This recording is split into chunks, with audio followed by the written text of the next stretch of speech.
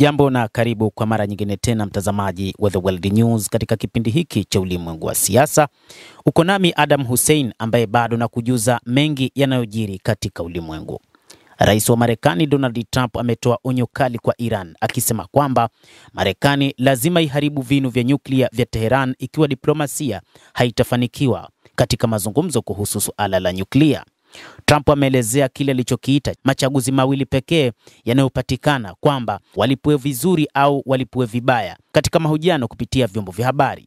Ningependelea kufanya makubaliano, unajua, makubaliano yaliyothibitishwa, Trump alisema, lakini nyingine kuna njia mbili tu hapo, zilipwe vizuri au zilipuliwe vibaya.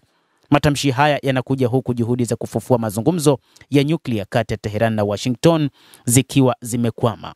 Iran inasisitiza kuwa mpango wake wa nyuklia ni wa madhumuni ya amani na inakanusha kuwa inatafuta silaha za kinyuklia.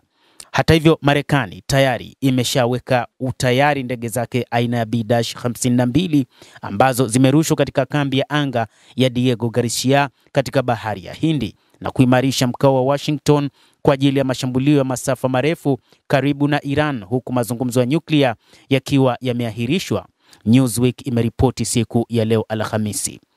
Picha za satellite zilizonaswa na shirika la anga la juu la Europa la Sentinel-2 mnamo Mei 7 ilitambuliwa kwa mara ya kwanza na mchambuzi wa chanzo huria MT Anderson, na inaonyesha ndege zinazolingana na vipimo vya vilipuzi vya B-52 vilivyoegeshwa kwenye kituo cha usaidizi cha wanamaji cha Marekani.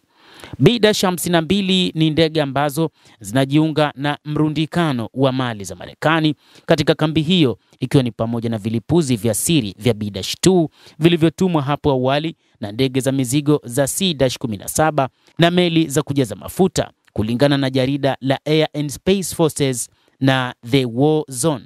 Kuimarishwa kwa utumiaji kazi huo kunafuatia miezi kadhaa ya kuongezeka kwa mvutano kati ya Washington na Tehran, wakati rais wa Marekani Donald Trump amesema anapendelea azimio la amani badala ya mzozo dhidi ya mpango wa nyuklia wa Iran, lakini pia ameonya kuhusu hatua za kijeshi ikiwa hakuna makubaliano yatakayofikiwa. Tehran imekataa mazungumzo nje ya mfumo wa makubaliano ya nyuklia ya mwaka 2015.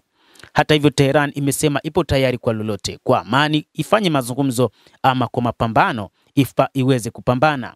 Mwezi Machi, afisa mkuu wa jeshi la Iran alionya kwamba Iran ingelenga kambi ya pamoja ya Marekani na Uingereza iliyoko Diego Garcia iwapo itatumiwa kufanya mashambulizi. Hakutakuwa na tofauti katika kulenga vikosi vya Uingereza au Amerika ikiwa Iran itashambuliwa kutoka katika kambi yoyote katika eneo au ndani ya safu ya makombora ya Iran, afisa huyo aliambia The Telegraph. Hata hivyo, kituo cha mbali cha bahari ya Hindi kiko umbali wa kilomita 3800 kutoka nchini Iran, zaidi ya makaribio ya umbali wa kilomita 2000 wa makombora ya ballistic ya Iran. Lakini pia ikumbukwe Iran ina makombora mengine ya kilomita karibia 4000 hadi 5000.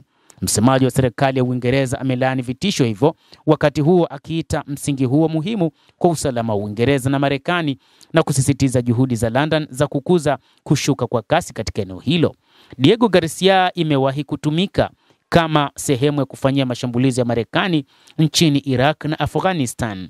Utumaji wa hivi punde unaonyesha kuwa Marekani ipo katika nafasi ya kufanya shughuli kubwa zinazowezekana, hata kama juhudi za diplomasia na Tehran bado hazina uhakika. Endelea kutufuatilia mtazamaji, na nikusihi tu uendelee kuwa nasi bila kusahau kulike, bila kusahau kucomment, kadhalika na kusubscribe channel yetu hii. Utakuwa ukipata habari hizi kwa mapana kupitia The World News. Mimi ni Adam Hussein, endelea kuwa nasi wakati wote, endelea kutufuatilia, utaweza kuyajua mengi ya ulimwengu.